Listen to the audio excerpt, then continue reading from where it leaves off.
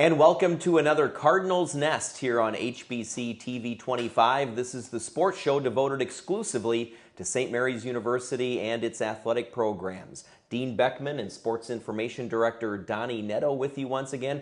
Coming up on today's program, we'll have Pete Watkins, the men's soccer coach. He'll be here to tell us all about his team. 11 seniors on the team this year. We'll find out more about men's soccer at St. Mary's. And also a little bit later during our student athlete spotlight, Ricky Palermo will go golfing. We have a golfing segment today with Blake Westerberg, a senior golfer on the men's team. That's coming up in just a little bit here on HBC. But first, Donnie, we take a look back at the past week. And in volleyball action, the volleyball team coming off of that disappointing 0-4 showing in the North Central tournament, they turned things around quickly as they got back into conference play, and this is really the crunch time right now for the conference. The Cardinals in second place, and they took on Augsburg, and they won that match 3-1 last Wednesday right here on HBC, but it wasn't easy. That was a terrific matchup with Augsburg, even though the score doesn't necessarily indicate the toughness of the match. Absolutely, and one of the things you look at with that match is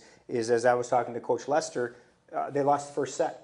So all of a sudden, not only are you coming off of an 0-4 showing at the North Central tournament, but then you lose the first set in a very key conference match, and yet rather than feel down and struggle, they turned it up a notch and really took care of the Augies. And as Coach Lester has said, and as Alex said last week when we had her on, they have to take it one match at a time. But that was a big match. I think there was probably a little bit of revenge factor there in that Augsburg knocked St. Mary's out of the postseason in the MIC tournament last year, so it was probably nice to kind of return the favor a little bit. Augsburg was picked to win the preseason, to win the conference in the preseason poll, so for them to knock them off was a good thing. And it was one of those well-rounded performances all the way around. They got great performance from a number of different people, and if the Cardinals are going to be successful down the stretch, that's what they're going to need, is to continue to have that balanced attack and and continue to play very well. Yeah, you brought up that first set that the Cardinals ended up losing. That was probably some of the best volleyball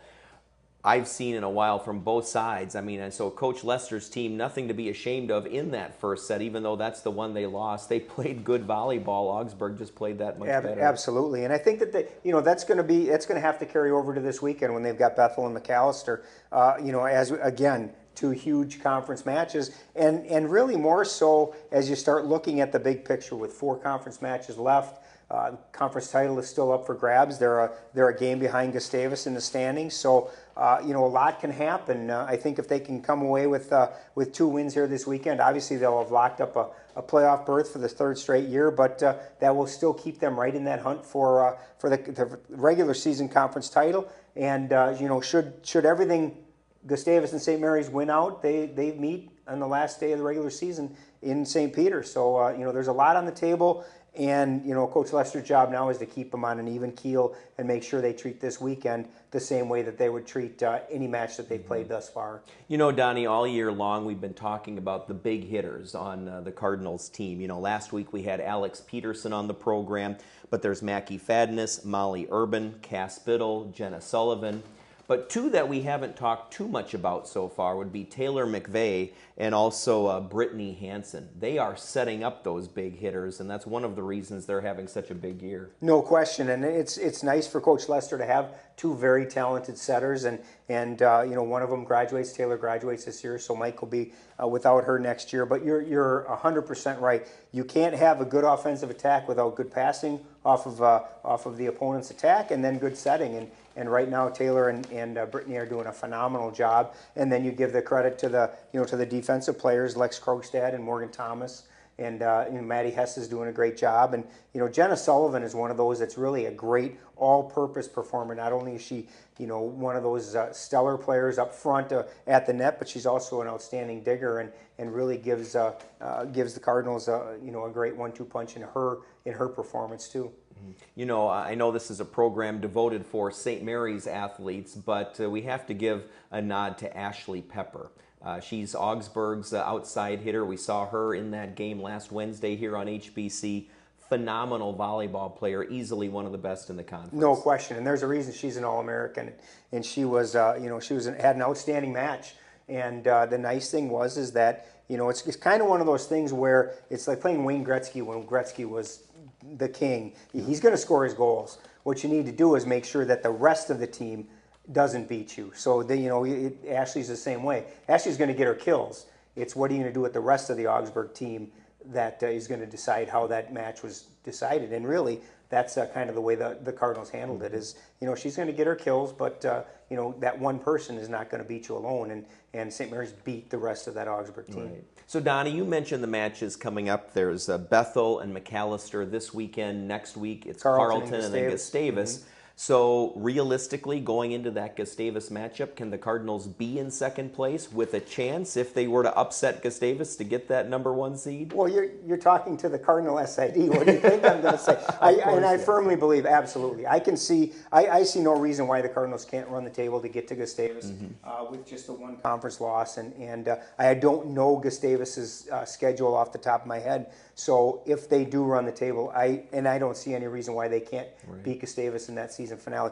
St. Mary's is as good as any team in the conference, and Coach Lester, after he watches this, will probably come storming into my office saying, "What are you doing?" But the reality is the conference is that way. Yeah. It's one of those conferences where any team can beat another team on any given day. So Mike needs to make sure that his team is playing at the top of the game and really focusing. And I talked to him this morning. Right now, their focus is on Bethel. They won't even talk about McAllister until probably about 9:30 Friday night when the Bethel match is over. They'll start preparing for McAllister. And once that McAllister match is over, they'll start preparing for Carleton. Yes, Gustavus is there, but they really can't afford to look past anybody before them. Bethel's a very good team. They're 5-2 in the conference right now, and still looking for either a playoff berth, a home playoff berth. Who knows, what could happen in the last couple weeks. So I think that we're in a good position. I'm very confident that we'll be in the playoffs, which is step one. Mm-hmm. It would be awesome if we could get a home court advantage, which is step two. And, if the stars align and everything falls into place, I really think that in a couple weeks we're talking about a regular season conference champ or co-champ. Right, and top 6 teams make the playoffs. Top 6 teams, right? yep. Yeah. So okay. So all right. So a big week for St. Mary's University volleyball. Now the cross country teams, they're starting to prepare for the conference championships, which will take place on Halloween. So in preparation, last weekend, Donnie, they were at the Lacrosse Invitational, University of Wisconsin Lacrosse, a good showing, a good preparation showing for both the women and men. Absolutely, and when as we've talked about with Coach Barrett, when he's got that 2-week cycle in terms of meets, both teams were ready to go. They were eager and hungry to get at it, and we've talked about Jovan Newsom, just about every week that we've talked cross country, and we get to again because he just keeps getting better and better as the season rolls on. He finished 30th. Overall, and there's over 300 runners in the men's race, and for him to finish 30th is certainly an outstanding performance, and really kind of shows that he is setting himself up to have hopefully his best two meets, the last 2 meets of the regular season, and that's the conference championships and then the Central Regional. So with him leading the way, I don't see why the Cardinals can't move up a few steps in the ladder. Jace Pater's running very well. Austin O'Hare continues to click right on Jovan's heels as the #2 runner. So I think things are starting to shape up on the guys' side really well. Mm-hmm. And then on the women's side, it was Allie Thiel coming across first. Yeah, a couple of freshmen, which is really great to see, and certainly bodes well for the future. Erica Thiel and Heidi Liederman were 1-2 for the Cardinal women, and they have been for the majority of the season. And I know that Coach graduated a lot of seniors last year, so for him to have some younger people kind of step up and kind of take that leadership role is certainly great to see. Allie Thiel, the senior on this year's women's team, is continuing to have a great season, and like the guys, I really think that the cross-country teams are kind of poised to maybe make a little bit of a run, no pun intended, at the conference championships in 2 weeks. Hey, nobody appreciates a good pun more than I do. So, now the women's soccer team, we talked about having Pete Watkins in here in just a little bit from the men's soccer team. He'll be our interview guest in just a few minutes. But women's soccer had senior day this past week at St. Mary's, and what a way for the seniors to go out picking up a big win against St. Olaf. Yeah, a huge win, and you start talking about playoffs, and as funny as it may sound from the start of the season, the Cardinals are putting together a really solid season. They've got 3 conference wins right now. They're 3 points out of the last playoff spot with 3 conference games left. So, crazier things have happened, and Coach Cassidy's really excited about the way his team is playing. Outstanding game against St. Olaf, really a very exciting game, one that, they gave up a goal 2 minutes into the game on a fluke play where Aubrey Cornell went to clear a ball and it hit the St. Olaf player in the chest, and she went in and scored on an open net. 2 minutes into the game, they battled back. They come back and tie it. They gave up a goal. They come back and tie it again. And then Emily Loof gets the game winner with about 20 minutes left in regulation. So I think that you're really starting to see kind of the women's soccer team turning the corner. They're starting to gain a little confidence. No longer is a moral victory a victory for them. They're really kind of taking the field now, expecting to win.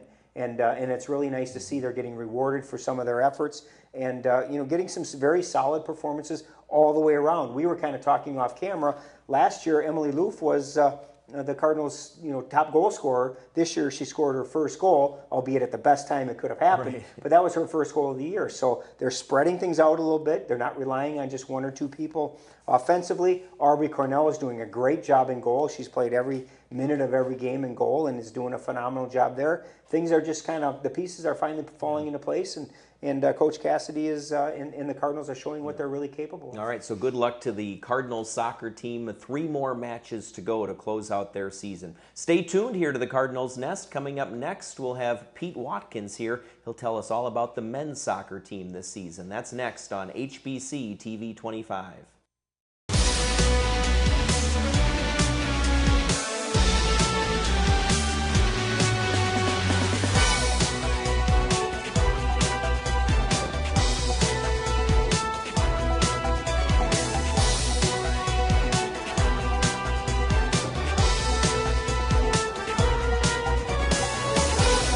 And we're back here on the Cardinals Nest. Thanks for watching here on HBC TV 25. Dean Beckman, Donnie Netto, and Pete Watkins now, the head coach for the men's soccer team, joining us here on the Cardinals Nest.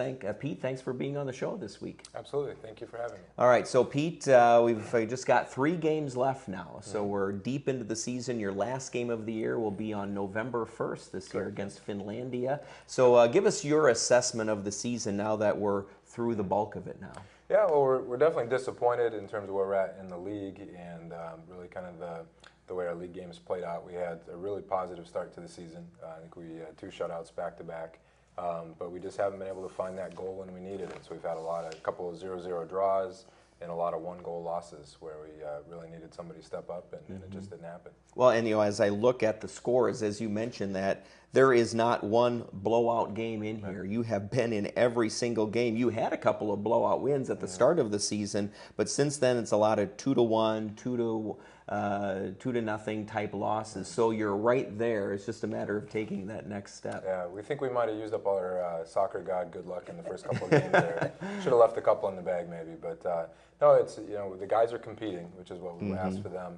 And we're at that stage now where we've got a lot of young players that need some experience, and so we're trying to balance, honoring our seniors and getting guys on the field there, but also giving our young guys some experience in big games. So it's kind of a different spot to be in as a coach, but it's a good skill to learn. Coach, talk a little bit, because we've been talking about the closeness of these games and whatnot. Soccer is really a different beast that way, because one mistake could be the difference between a win and a loss. You play a basketball game and the team goes out and scores a basket. You get the ball back and a chance to score. Soccer's really not like that. How do you keep the players understanding that, all it takes is one break or one corrected thing and you turn a loss to a win? Yeah, and I think most of our games turn on one chance like that, a ball off the post or the back of the net. And I think in soccer in particular, you want to create scoring chances. It's not unlike hockey in that. It's not just how many shots you get, but how many good chances you create. And the good news is in almost all our games, we've created good chances. Sometimes goalkeepers have played well against us, and sometimes we haven't been up to the standard we need to be at for finishing those chances. So, Coach, 11 seniors this year. What's it been like coaching that group of young men, and what has that brought to your team this year? Yeah, well, how much time you got?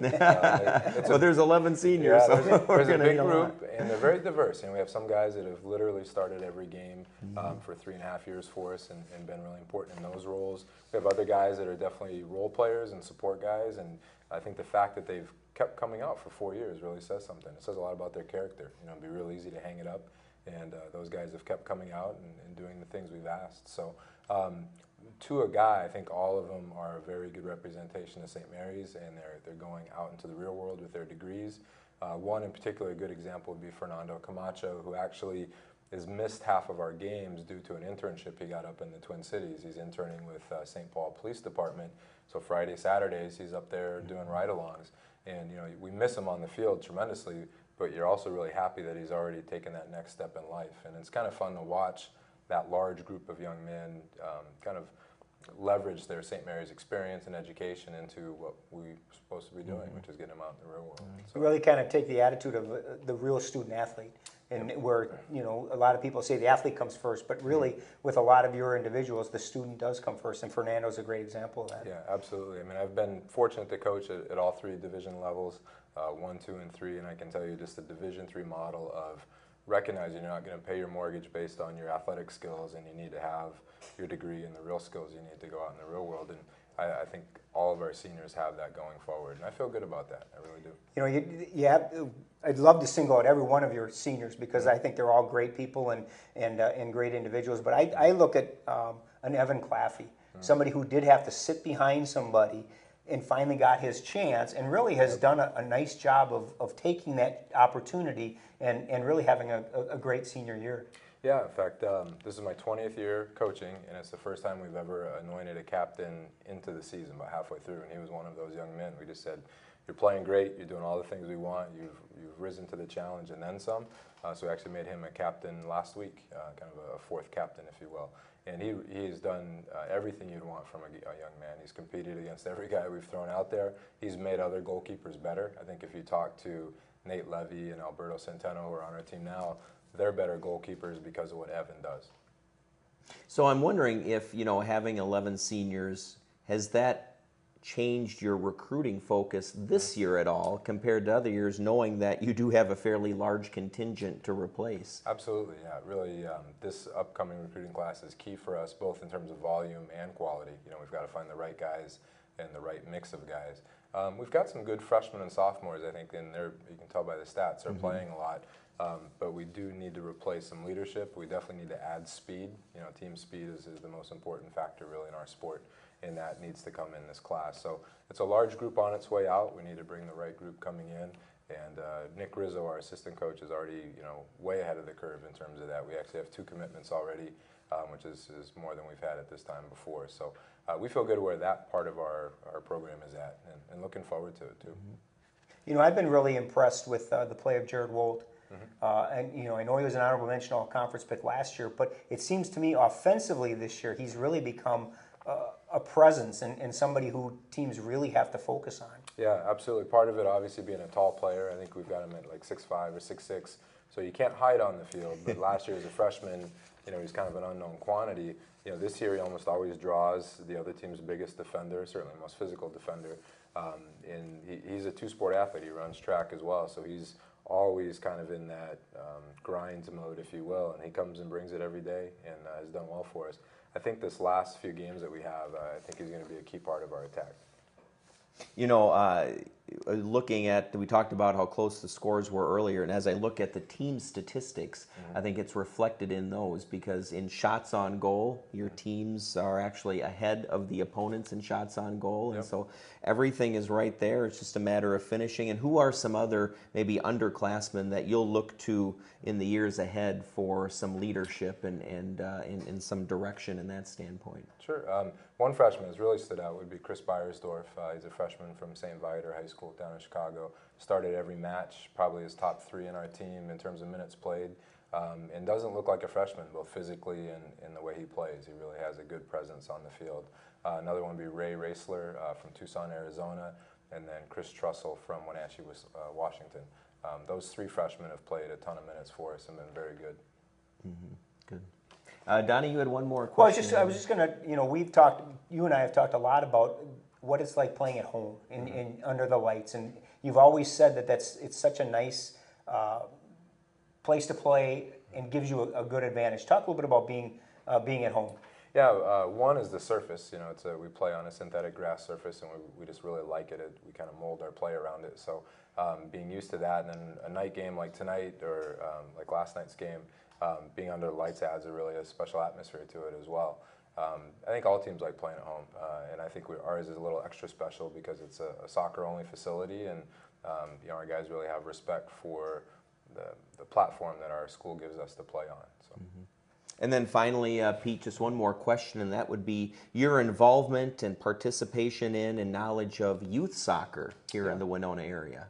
Yeah, we're very active in the communities. We try to not single out any one club or group because you have multiple youth soccer organizations in the area, and we just want to see the sport grow and get better and keep improving.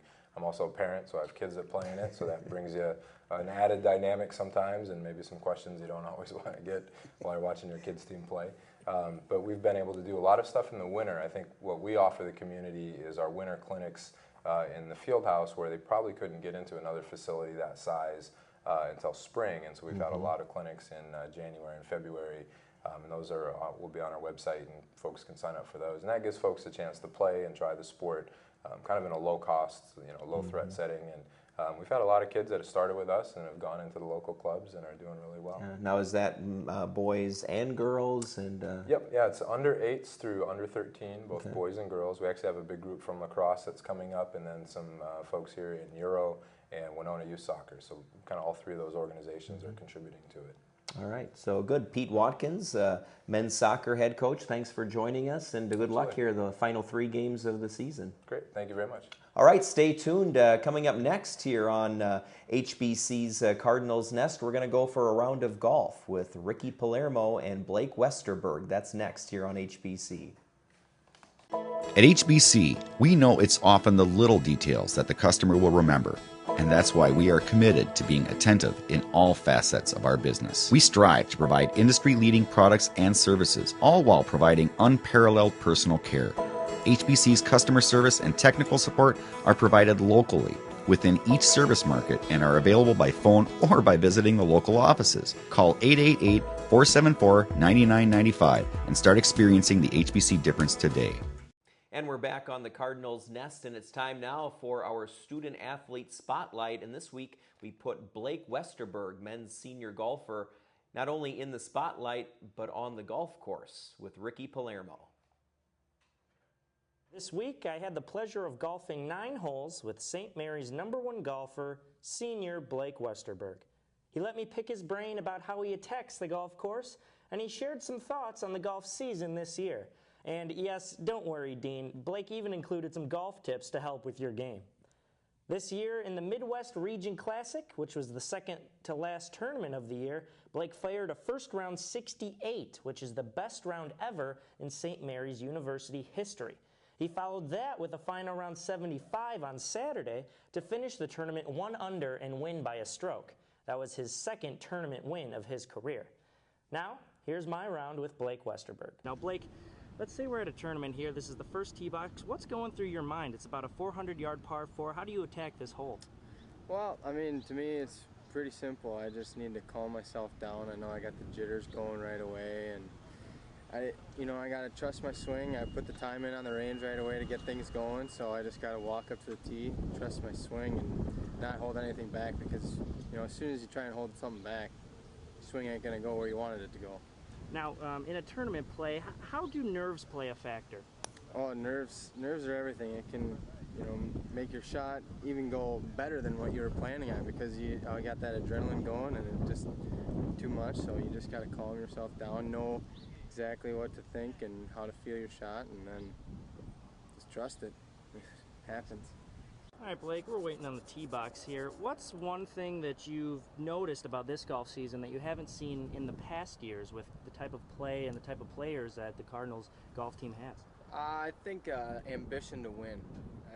We never had that in past years. We kind of knew that we weren't going to be able to compete with all the big top schools in our conference that just have always been up there. And I think we really realized that if we can set our standards high enough, we can compete with them, and we've proved that this year. And we put up a school record, knowing that everyone just had to go out and play their own game, and we come in and we're all happy, and next thing you know, we got a great score and we're in the top half of the standings, and it's just a feeling that we never had before. That's all it takes, really. All right, the guys ahead of us playing a little relaxed today. It's a nice warm day. So, Blake, you're in your senior year now, but every single year you've had a new golf coach. What's that experience been like? It's been challenging, but at the same time, it's been just a great experience. Yeah, I've been able to kind of deal with adversity. Different aspects of coaching has been changed, but also just different motivation that I've received from everybody. I've gotten support from every coach I've had.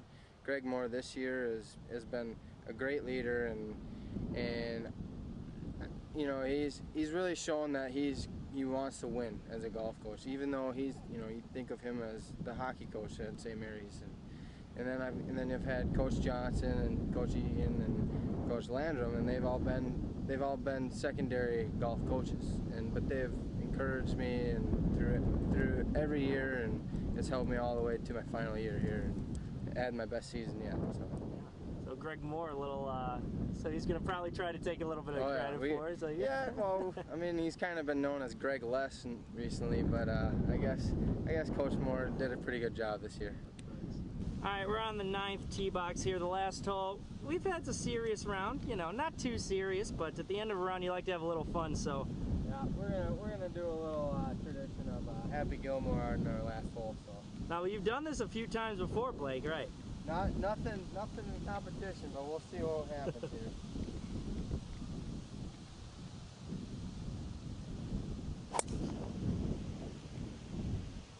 How do you like that one? Right down the middle. Well, we decided to play a best ball, particularly because Blake's landed in the fairway on a par 5. We're sitting at about 190 away. You're kidding, Blake. Get a little lucky once in a while. Oh, man. So correct that. We're $180 away. What are you hitting here, Blake? I got a 7 iron. All right, it's gonna roll up there. I don't think we can make it stick right next to the flag, so see what happens. Front pin location. Wind at his back.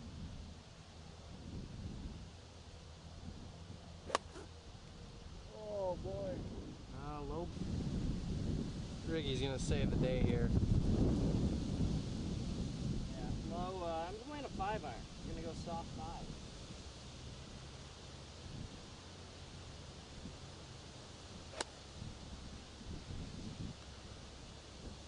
We chose to use my ball. Hey. All right, sometimes you get lucky, huh, Blake? Hey, no. Everybody's got to contribute. I know you're not as bad a golfer as you think you are. Well, thanks to Westfield, he's going to have to play through some sticks on this green. Get overall. Oh, baby. Oh, the pressure got to him. Well, you missed the sticks. Nice little duff. All right, Happens. We'll see what I can do. Yep. Finish it off, huh? All right, Blake's going to try to make this birdie putt. We used his putt, or his chip. But we used one of mine. That's the important fact.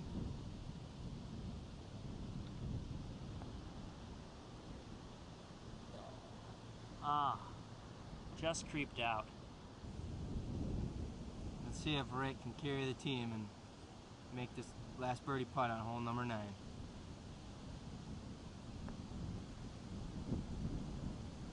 Oh man. And he just misses it. We ended up only parring that last hole, but we had a great time, and it was exciting to see a top collegiate golfer play in live person. In case you were wondering, Dean, Blake shot even par that day, and it looked like he was just out there having fun. For the Cardinal Nest, I'm Rick Palermo. Thanks to you for watching, and don't forget the St. Mary's University Haunted Forest begins this weekend. You can check out the dates and times on the St. Mary's Sports website. Thanks for watching the Cardinals Nest on HBC.